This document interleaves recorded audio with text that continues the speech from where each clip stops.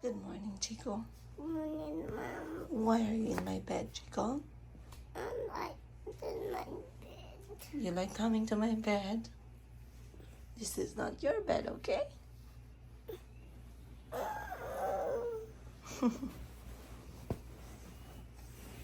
I'm lit. Mayumi, don't say they're black. Okay, say bye-bye to mama na. No, Mom. Kiss mama, kiss mama, kiss Don't go, Mom. Don't go. Mwah. Mom, don't Harika, go. harika. Harika, Vika. No, Woo. Mom. Harika. Don't Then who's go. gonna buy the cereal? Mom, don't go, Mom. Don't Harika. go. Mom, let's go. Let's go. No, no, no. Come, Chico, hug mommy. I said no, no, siya. Don't go. Don't go. Kabi, kami nga. Kabi, kabi, kabi. No, I'll go. Kiss me. Kama, dulaan nila gang basi. Bored sila. You want Auntie Buji to put toys on your bedroom? Go choose your toy and put in the bedroom. Go. No, no. Chico. Go to Auntie Buji. Taskara. Bye, Mayumi. Bye, Mayumi. Bye. That is our Mayumi with her curly hair. Ba? Ha? Hacha. Hacha. Hacha. Hacha. Hacha. I love see you later. Hacha. Hacha. Hacha.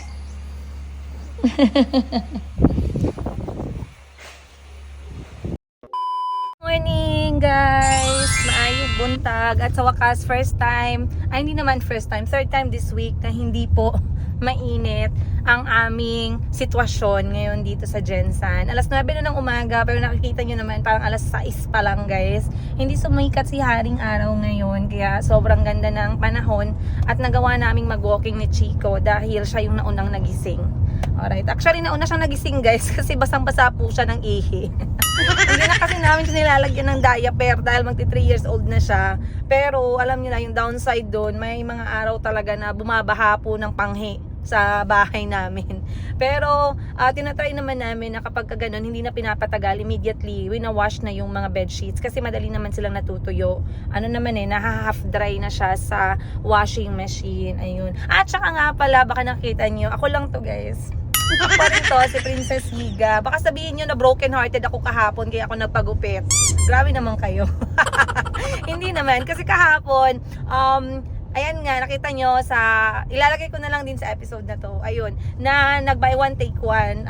Come to pay for one. Ang isang salon dito sa Gensan. Shout out sa inyo. Hime Salon and Spa. Ang ganda po ng pangalan, no? Hime or Hemi? Nakalimutan ko tuloy. Pero ang ibig sabihin niya sa Japanese ay princess dahil ang may-ari po ng kanilang salon ay si Ma'am Princess. Maraming salamat po for a job well done, I believe. Hindi ko lang alam. You guys can comment, especially yung mga taga Gensan dyan. Hindi ko sure, i-check niyo ngayon sa kanilang Facebook page kung ongoing pa ba yung kanilang promotion na come to pay for one sa lahat ng kanilang mga services. Sobrang makakatipid mo kayo. So kung budget queen kayo na nanay and you want to take this opportunity, please visit their salon. Sa harapan lang po siya ng Fitmart, katabi ng Tops na Tops na tawag dyan, na kainan. Ayun, madaling nyo lang makakita yan. Hime Salon and Spa. Ayun, double check ko na lang para sigurado kasi mamaya ang pahiya tayo. Si Ma'am Princess ng Gensan. Magkapangalan pala kami guys at nanonood pala si Ma'am sa aking story. Follower pala siya, viewer pala siya dati pa nasa Uganda pa tayo. So yung correct name is Hime, H-I-M-E Salon and Spa. Bagong salon po sa Gensan. Ngayon baka nagsasabi kayo, Madam, every time na nagsha-shoutout ka, for sure binabayaran ka or ganito ganyan. I am not, hindi ito yun yung point, okay? And to be honest with you guys, I do recommend businesses in Gensan depending on their performance and their services. Hindi po ako nagpapabayad, wala po akong promotional fee. if I go and use as a service, I do recommend them for a job well done. Kapag hindi naman, tinatry ko namang maging honest sa inyo talaga para mag-guide na din kayo sa mga desisyon ninyo sa buhay. Sa buhay talaga. Okay, so ngayon I am going to, first stop ko this morning is Nissan. Bakit ako pupunta sa Nissan? Kasi remember the last time we did a video about our first month or first 2 weeks review ng Nissan Kicks top of the line edition nila, and there are some things that was not clear to me and still confusing. Ayan, may mga bagay na gusto kong maintindihan, and of course who can answer that but them, kasi sila yung nagbenta ng sasakyan, and I'm sure they have experience with Nissan Kicks as well. So today I would like to talk to them about some concerns, and then we shall see what they're going to say. Syempre, i-share ko din yan sa inyo, pero before I forget, maraming salamat sa lahat po ng mga nag-comment last time regarding sa comment ko about Nissan Kicks. Once again, I am not blaming Nissan, please. Sa nagsabi dyan na bakit ko daw biniblame ang Nissan, I did not blame Nissan on that video po. Ayan, correction. I was just shouting out the Nissan name kasi sa kanila ko nabili to. Okay? For me, I was telling them or telling my viewers kung ano yung experience ko for the past 2 weeks. Hindi ko po sinabing kasalanan ng Nissan yun. Okay? So ngayon, magtatanong tayo sa kanila kung ano yung proper driving habit. Yun yung number 1 to attain the 22 kilometers per liter nila na advertisement. So, yun yung top of the line ko na question ngayong araw. Syempre, i-share ko din yan sa inyo kasi baka meron dito nanonood na nagko-consider to buy e-power or hybrid vehicle. Kasi hindi nyo masyadong maririnig yan sa iba eh. Research ako ng research, guys. Pero marami pa rin talaga akong hindi alam. Kahit mismong nung binili ko tong car na to, kasi bobo naman tayo sa mga sasakyan, huwag tayong magpa-as if. Tinatry natin maintindihan yung mga bagay-bagay in a simple layman term. Layman term daw. Alright guys, let's go. Punta na tayo sa Nissan, and yeah, I'll see you guys in this episode. Itong ginapagawas or ginakonsume. Well, kini ang blue morning regenerative braking. So, i-try na to padagan karon sa dalan, ma'am. Pakita sa inyo kung paano siya makatipid. Okay, sige. And then is it normal, before ka magdagan, is it normal na when the car has the full battery before me nag-start, wala pa mi naka 2 kilometer, nagbaba na siya dayon into 2 bars. Is that normal? Yes, ma'am. Bali ang... Oh, that's normal? Depende na siya sa ano nato, ma'am, sa apak nato sa accelerator. Okay. So once nga kaning sige tag full step sa to accelerator pedal, mas gusto po na nga to ang consumption sa atong energy sa battery.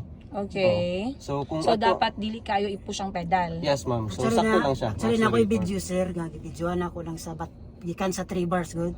Gibidyoan ako na nagagamit ko regenerative braking, nya 60 lang maximum na ako usually nasa 40 to 60. Sa Nasa city highway may- lang man, ni sa diversion man di-try na ako nagibidyoan.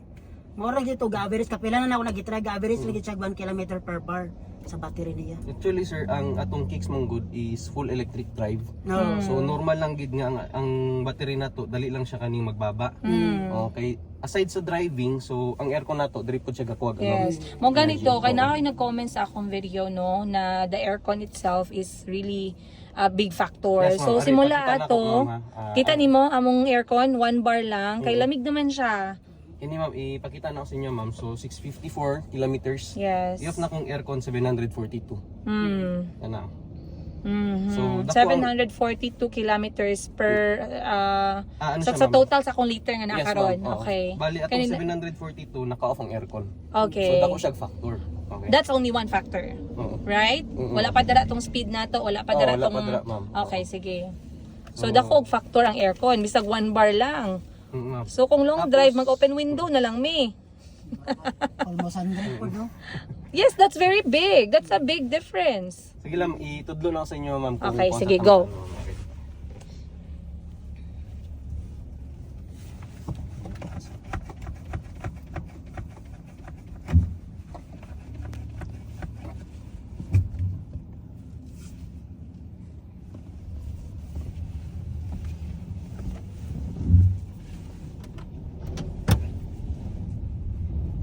Suko ra baka ito akong isa ka viewer ha. Kay ana siya gi-blame daw na akong Nissan.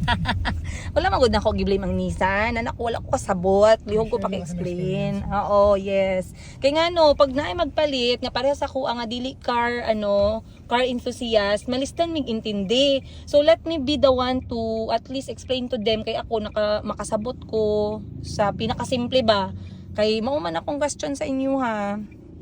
Ayan guys, so now we are trying the Nissan Kicks with the help of the Nissan Gensan staff para mas lalo pa nating maintindihan. Once again, I am doing this for you guys who are planning to buy a hybrid or e-power car kasi meron na tayong mga choices ngayon eh. You can either choose Toyota, fine. You can choose MG, you can choose Nissan. But this is my experience with Nissan Kicks. Once again, this is top of the line with leather seats. Oh, diba i-mention? Kasi gusto ko yung leather seats niya guys para hindi maihian ng mga bata. So, number one na nalaman ko is the aircon itself is a really huge factor if you really want to maximize the run of your car per liter. Alright? Or if full tank yung kotse mo, mas malayo or mas malaki yung distance na matatakbo mo pag naka-off yung aircon mo. Tama ba ako, sir? Opo. Okay. Tama ako, guys. Hindi pa pala tayo masyadong bobo. Sige.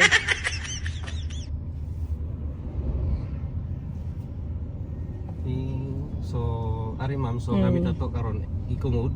Yes. So, experience ni sir, 40 kph. Sir, no? Oh. So, proper driving mong good sa kicks na to ma'am is dili ta fully press sa pedal na to, accelerator pedal. At the same time, dili pod fully depressed. So, mura na siya kaning motor nga kaning timplahon lang gid nimo. Okay, accelerator. So, same nga ni kung i-maintain ako siya sa 40, gamay lang kayong ma-spend ako nga energy. Okay. So, eco ni siya, eco mode. Yes. So sa ano naman na to, normal mode, so mas dako ang atong ma-consume. At the same time, pag atong i-release ang atong accelerator pedal, gamay lang yung balik po sa atong sa atong battery. So sa sport naman, so same sila ni eco, ang difference lang nila kay mas powerful ang torque or instant torque. Okay. So kay eco man good, smooth ang atong acceleration. So, mas dako ang energy magamit the more you press the pedal. Yes, ma'am. Okay. So, if we are driving in a highway like this one, not very free, which speed do you recommend to use? Depende sa amo ah. Yes, ma'am. But if we lesser the speed, more kilometers per hour. Opo. Okay. Plus if naka-off pag yun ang aircon. Yes, ma'am. Nga na lang. Okay. So same nga ni, once release na ako kay may vehicle na sa tubangan. Aha. So dako ang iyang balik. Okay. So, Magbalik ang iyahang energy. Yes, ma'am. So, every more time siya sa gina-press ang regenerative brake. braking na to. Okay. So when you say regenerative braking, gabalik ang energy once gina-press nimo ang brake. Gina-release na tong accelerator pedal, ma'am. I-release ang pedal. Okay. Pag-release sa pedal, mao na siya ang regenerative braking. Gamay lang ang balik na energy. Bali, mas dako ma'am pag naka-eco or sports mode ka. Oh, okay. So at the same time ma'am, natay kaning B mode rin. So B/B man ni siya. Yes. So B mode, so kini siya a purpose sa atong B mode to enhance regenerative braking. So simi nga ni medyo slow man rin ang dalan pababa. Yes. So dili kita mag-expend og kaning energy. At the same time, so itry na tong B mode ma'am ha. So once i-release na ko ang accelerator pedal, so kini dra lang siya taman. Naka-drive mode ko. Once i-B mode na ko siya, so mas kusog ang iyang regenerative braking. Medyo unsa tay? 40 to ganina. So try nato i-achieve ulit ang 40. Tapos naka-B mode ka. Yes ma'am.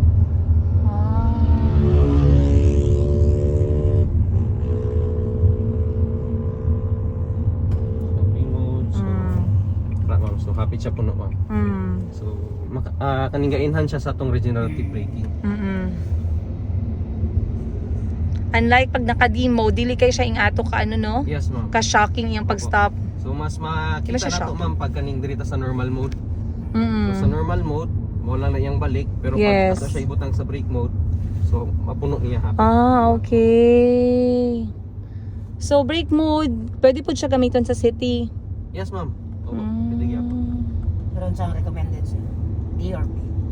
Ang alin sir? Ang Sa recommended niyo. sa city, D or B? Depende gyapon siya sa tuwa sir eh.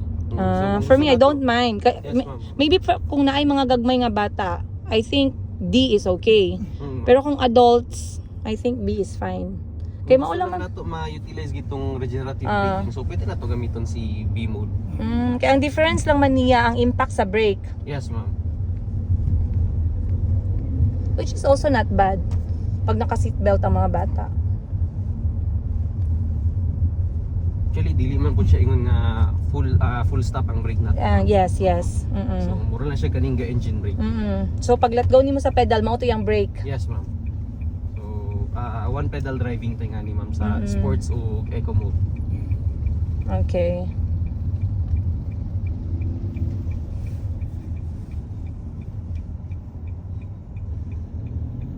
So basically, to have more number of kilometers per hour na ma-attain na mo sa long drive, like Jensan going to Isulan, we have to stick on a lower speed, like 60, 80. Pwede ka punta mag high speed ma'am eh. For example, So kung high speed, maapektuhan ang ang ato ang fuel consumption. fuel consumption. Pero ang return naman niya, so once kusog atong speed, so kusog po na nga atong braking. So ginabalik lang yapon niyang energy. Pero kung high speed man gud ta ma'am, tapos ang ato ang road kay medyo ano siya kaning patag lang. So dili kay nato need mag-step sa atong accelerator pedal. Mao So to maintain lang nato siya.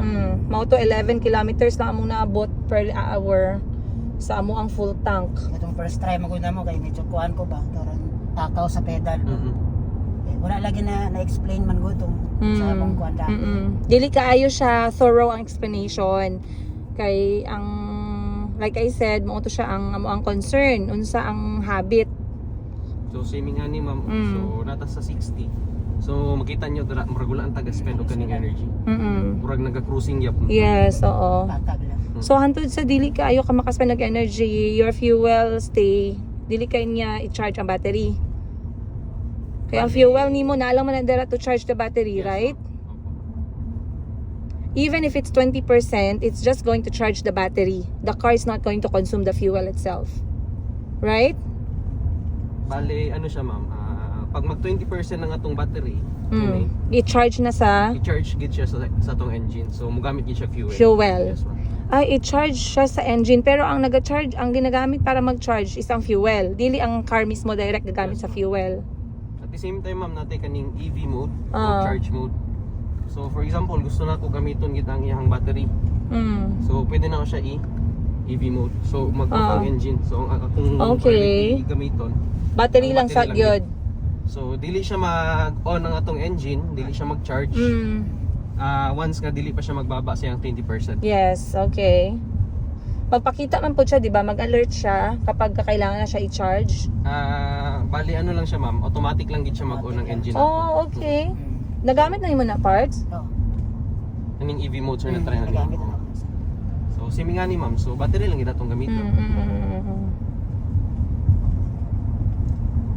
Okay, so i-try na pod namo. This is the third full tank.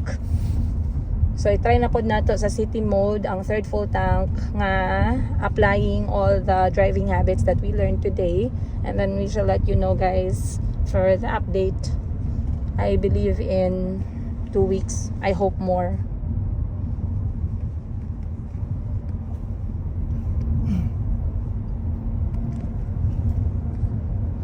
So kari siya eco lang ni Yes ma'am. how many kilometers bago natanggal ang isa ka battery? Around 1 or 2. I mean, ang isa ka bar. So same nga ni ma'am. So napansin nimo ganina na 643 ang ato ang ang ato ang kilometers range na to ganina, driving range. So karon naga-move ang vehicle, na drive nato. So karon nagasaka siya 646, 645, 647. So EV mode ang gamit nato. So nalang gid siya sa pagtamak sir. Okay. Sa apak lang gid siya sa accelerator. Okay, when you 648 na po. So pagpabalis ka dang iya eh. Diba? Kaya kung mag 22 km per hour siya, at least 800 kilometers total. Pero I think 600 to 800, not bad. Pero so far, wala pa natin parts, no? 500 ang pinakataas. Sa first na to, around 400. Tapos sa second na mo, nag 500 na siya. 7. So I hope this time, ma-attain na mo 600 to 700. Actually, dagang i-check kaning factors ma'am nga maka-affect sa ato ang Na nag-mention nga during the long drive, it also helps na mag-drive behind another car because of the wind factor. Ano sa to siya? okay. So, sa unsa na siya ma'am sa aerodynamic. Ang ginatawag na pasuyo. Oo. Pasuyot ko. So, bale, once manggod nga gasunod ka sa isa pa ka vehicle ma'am, tapos kusugin yung dagat. So, ang may tabo manggod nga na, bali tong vehicle sa front nimo, mo to siyang kaninggaon sa gitsa hangin. Kasalo sa hangin. And does that help? Is that another Yes, factor? Hindi man pugong imong padagan. Nanay ka sa lusahan. Oh, okay. So, same nga na ma'am. So, mag-on ang engine na to, 20%. Right, 20% na So, siya. medyo layo po to siya. Tapos, naka-half lang to siya ganina bago na ako giib. Okay, okay. Tapos, try na po na to ma'am pabalik. So, try na to si charge mode na po. Doon sa siya kapaspas mag-charge. Okay. Tapos, bago na to magamit si EV. And then another one, naapoy nag-mention nga, there's also help if you change the type of fuel sa city o sa long drive.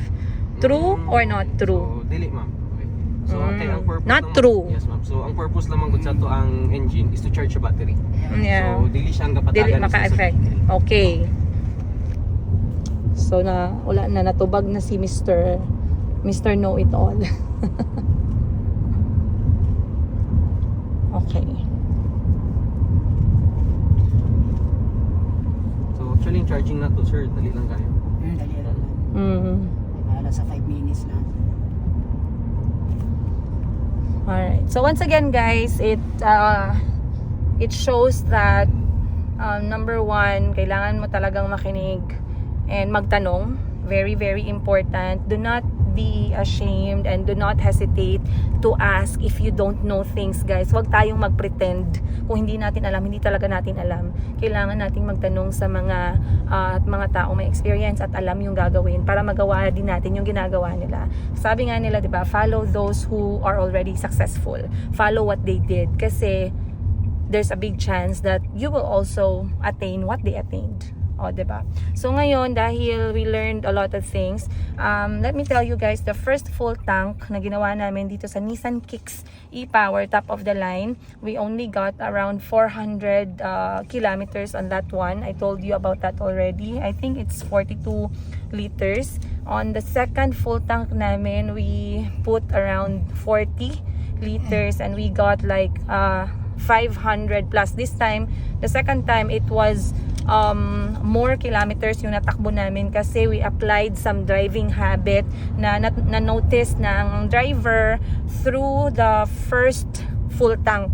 So in-apply niya yon and then it helped. But then this time, we learned more details and itatry ulit natin ngayong third na full tank na to kung gaano kalayo yung madadrive natin or gaano kalaki yung drive range na aabutin natin. Tama ba yun? Tama. Yes, okay. Tama daw, guys.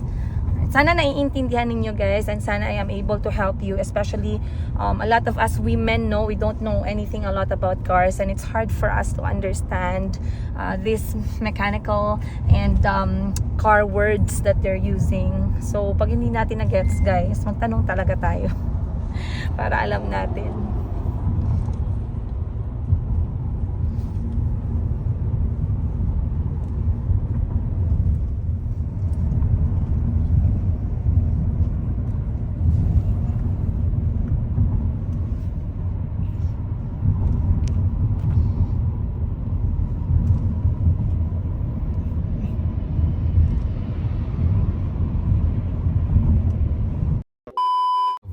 Oo. So, kay maka-affect na siya sa ato ang sa ato ang battery life nato. Oh, I see. Same lang na siya sa phone, ma'am. Pag ang phone nimo painitan nimo, so dali lang kay na malot. Bitaw, that's Habang true. It battery life. even turns off. Kaya Okay. ang battery mong gamit na to kay Kicks, ma'am. Ug sa itong mga phones karon, same lang. Lithium, battery. oo. Yes, ma'am. So you heard that, guys. Bawal po, bawal. Hindi naman bawal. Let's avoid na mainitan yung sasakyan natin, especially pag it's e-power and hybrid, kasi it affects the battery.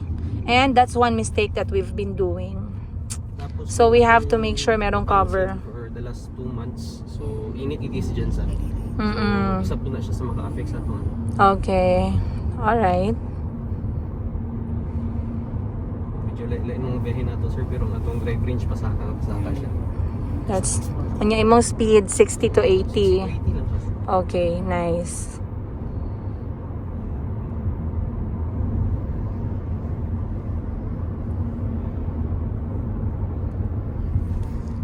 So sabi ni Sir kanina, guys, ito I will emphasize, if you see that your battery in Nissan Kicks moves fast, it's normal kasi battery operated talaga yung sasakyan. So that was one of my concern. I thought something is wrong with the car. And I'm like, no way, kasi brand new pa to. Alam niyo yun, pero nag-overreact lang tayo. Once again, it runs with battery, so normal lang po yun. Yeah, but I learned a lot. And yeah, I'm happy we did this meeting, this discussion. Kasi excited tayo sa next takbo ng full tank natin.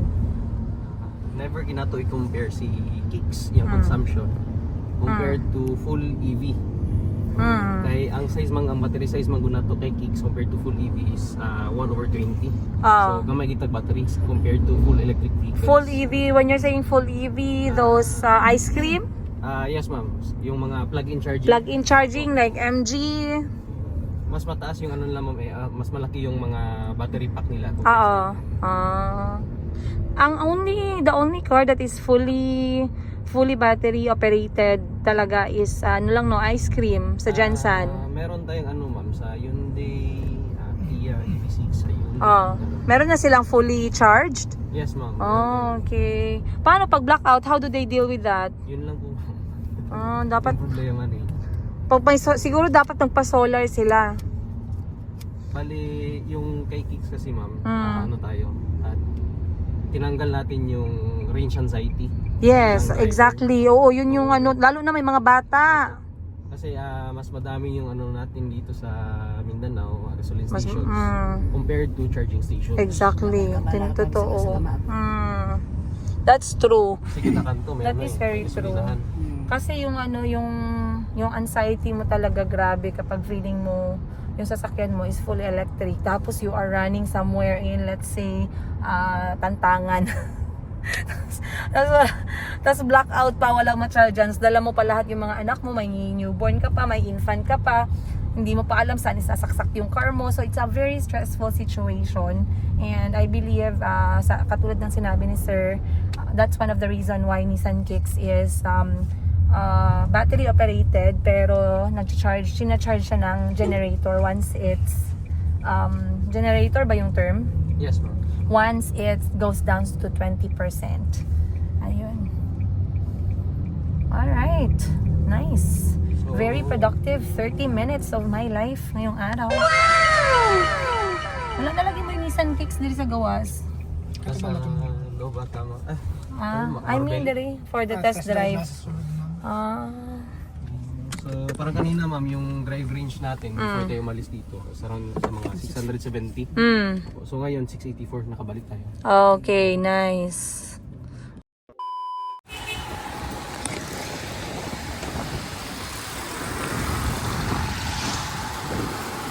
Marketing drugstore.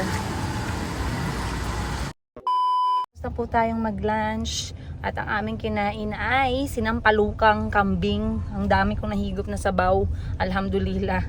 So, at least on time tayong nakakain ng ating lunch. And hindi ako agad umiinom ng gamot. Siguro around 5 to 10 minutes pa. And right now, bago ako dumiretso sa aking gold shop, ako muna ipipick up ng aking results from the blood test ko kahapon sa laboratory. So, titingnan natin kung ano yung diretso pa. Crown, diba? Okay. para makita natin kung may pagbabago ba sa resulta. And then, ang result na yon dadalhin ko na naman sa doctor ko mamayang hapon. Ayan. But, I just want to show you guys something. Ito ay, sinabi ko nento sa akin ng mama ko guys ha. Again, I am not a medical practitioner. Ano ko lang sa inyo, tawag mo dyan? What's the English term? I forgot.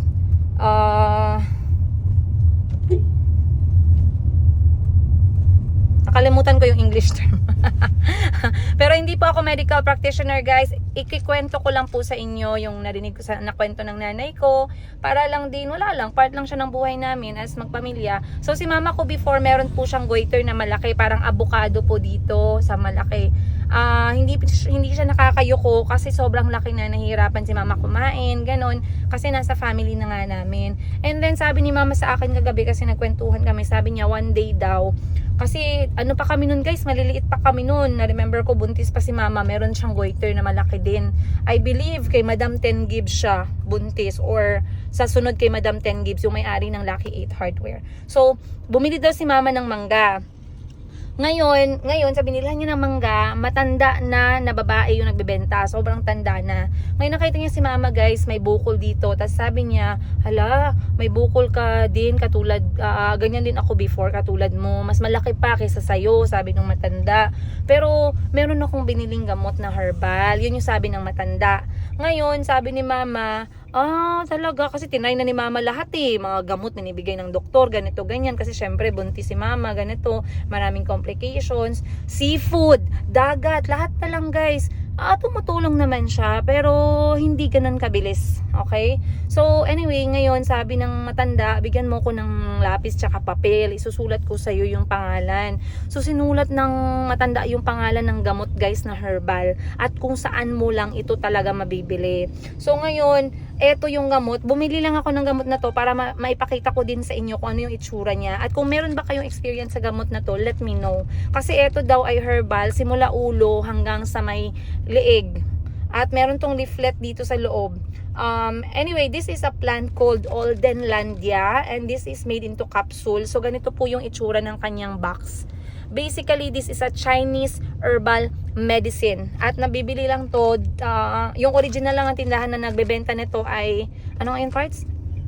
Almar, yes. Almar Drugstore dito sa Jensen na nagbebenta. Hindi po sila nagbebenta ng mga gamot na synthetic. Ang mga binibenta nila lahat ng gamot ay herbal medicine only.